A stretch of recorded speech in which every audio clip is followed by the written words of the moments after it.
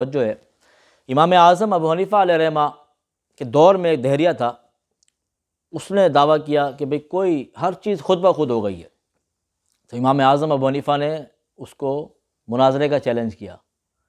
تو مناظرہ کا وقت آیا تو امام اعظم ابو حنیفہ علیہ رحمہ تھوڑا تاخیر سے پہنچے قصداً، پھر کیونکہ وہ جان گئے تھے اسے میں حدیث سناؤں گا، قرآن سناؤں گا، نہیں مانے گا، اسے اب منطقی طور پر سمجھایا جائے گا۔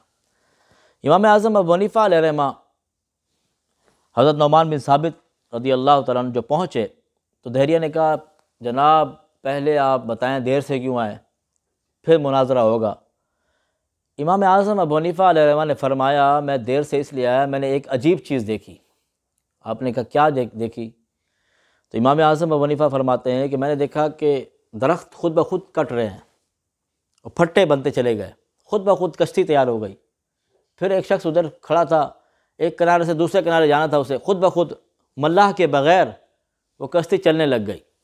اب وہ کیا کہتا ہے، سمجھ نہیں پایا کہ امام صاحب کیا بار کر رہے ہیں۔ دہریہ کہنے لگا جو کیا کہتا تھا پہلے کل تک اس مناظرے کے لیے آیا تھا کہ کائنات خود بخود چل رہی ہے، وہی خود کہنے لگا کہ امام صاحب آپ کا دماغ ٹھیک ہے، کشتی خود بخود کیسے بن سکتی ہے؟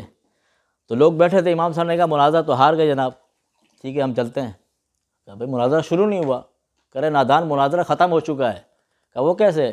کہا آپ اس لیے آئے تھے نا کائنات خود بخود چل رہی ہے، ابھی آپ خود کہہ رہے ہیں ایک کشتی خود بخود نہیں بن سکتی۔